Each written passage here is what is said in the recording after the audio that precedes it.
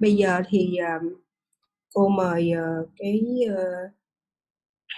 cô mời các bạn đã được mời chỉ định đó. Bây giờ bạn Phạm Thanh Thảo sẽ thuyết trình về cái phần là Airline Insurance Market 2020. Cô mời bạn Thảo, em bắt đầu chia sẻ slide và thuyết trình cho các bạn cùng nghe nha. Dạ. Em nhớ mở camera lên ha, cho mọi người biết. Dạ.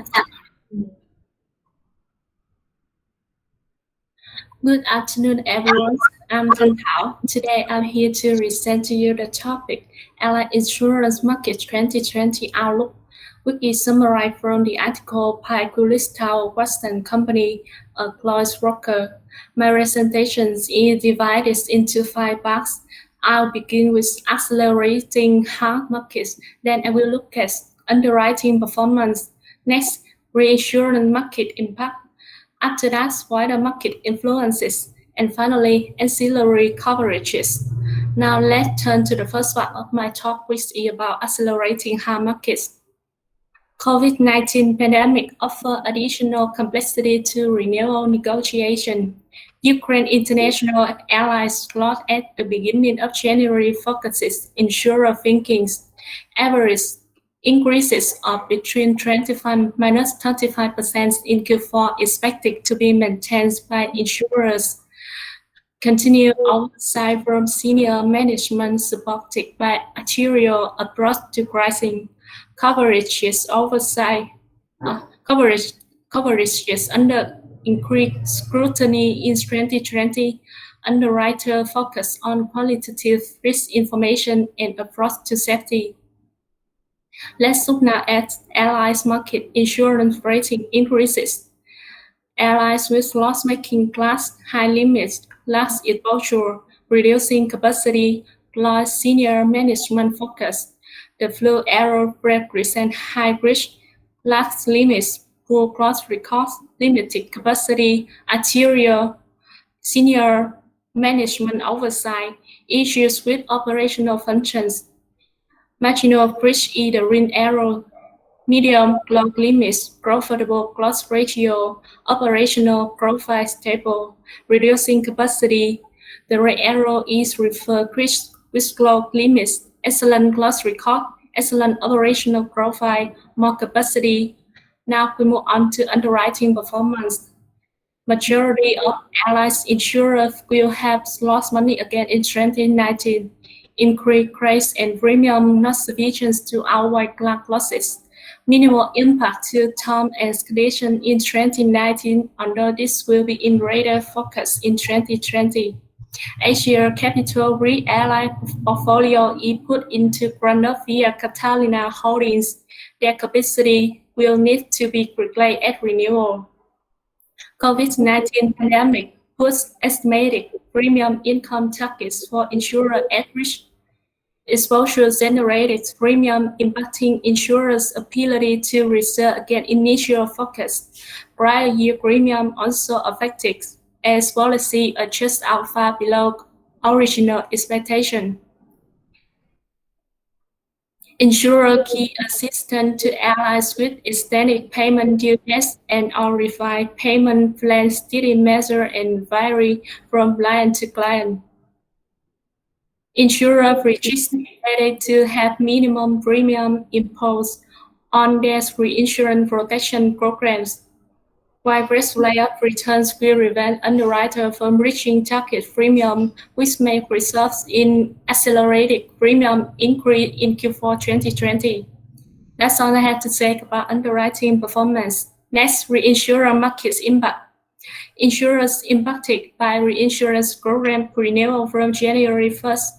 2019 major losses expected to have direct impact on pricing. Numerous programs with minimum premium forcing reaction from insurer on direct market. Associated reinsurance costs expected to be in excess of 30%. Allianz withdrawal from excess of loss reinsurance. Let me turn now to wider market influences. Global markets continues to suffer losses. Lloyd's is expected to have returned to growth in 2019. Focus on debt side trends continued for underperforming syndicates and certain classes continue to be monitored. Lloyd's syndicates rely more heavily on company platforms where applicable possible. Fidelis, Convex, and Helvetia still within first full year. Underwriting licensing still restrict them in certain geographies. Insurers seek to install minimum premium requirement to offer financial certainty against COVID-19 downturn. Well, I have told you about wider market influences. Now I will lead you to the last part of my presentations, ancillary coverages. Whole world markets react to Ukraine International Airlines shutdown in Iran. Whole world premium price increases could be in excess of 30% for 2020. It says Aviation 52 markets continues to seek rate and premium increases through past exposure and underlying rate change. Allianz profit from whole deductible rates increasing depending on loss experience, but even good performers are receiving great prices.